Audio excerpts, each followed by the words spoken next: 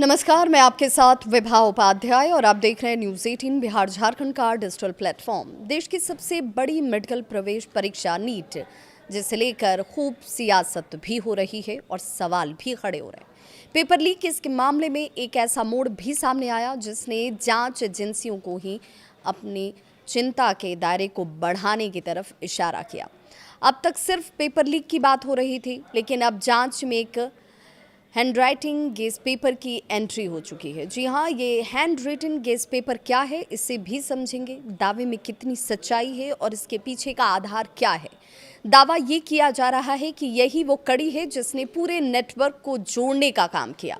सूत्र ये कहते हैं कि इस हैंड रिटन गेस पेपर की कॉपी कुछ चुनिंदा छात्रों तक परीक्षा से पहले पहुंचाई गई थी। सबसे चौंकाने वाली बात ये कि इस गेस पेपर में मौजूद कई सवाल बाद में असली पेपर से बिल्कुल मेल खाते हुए नजर आए।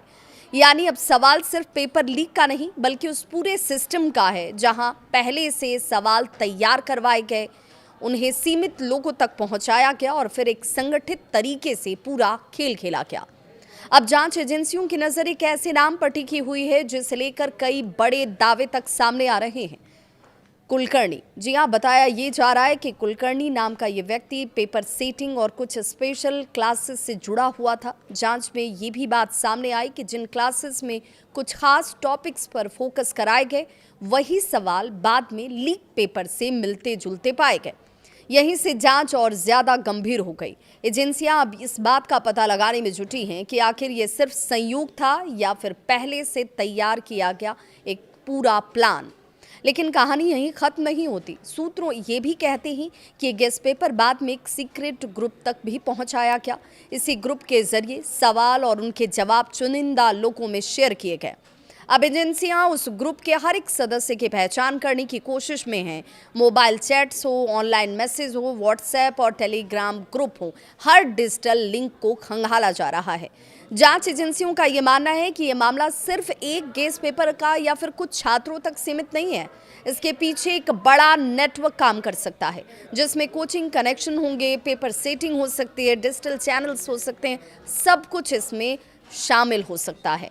फिलहाल जांच लगातार आगे बढ़ रही है और हर दिन नए नाम सामने आ रहे हैं। हालांकि अभी तक किसी नई गिरफ्तारी की आधिकारिक पुष्टि तो नहीं है, लेकिन जांच का दायरा लगातार बढ़ रहा है।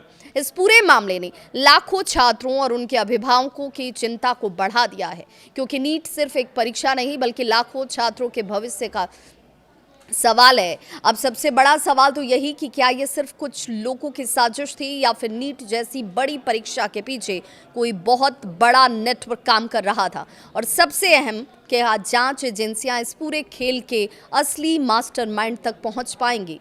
ऐसे ही सवाल जो हैं वो आम लोगों के जहन में है, स्टूडेंट्स के मन में, अभिभावकों के मन में है, जो साल दर साल मेहनत करते हैं इस उम्मीद के साथ कि उनकी मेहनत परीक्षा के साथ रंग लाएगी। लेकिन ऐसी घटनाओं के बार बार होने से आत्मविश्वास हिलता है, सिस्टम पर भरोसा कमज़ोर होता है। लेकिन सरकार और व्यवस्था चलाने वाले बार बार ये दावा कर रहे हैं कि अब परीक्षा फुल प्रूफ होगी, बच्चों के भविष्य से कोई समझौता नहीं होगा। इसे लेकर आपकी क्या है राय? अपनी राय कमेंट सेक्शन में ज़रूर साझा करें।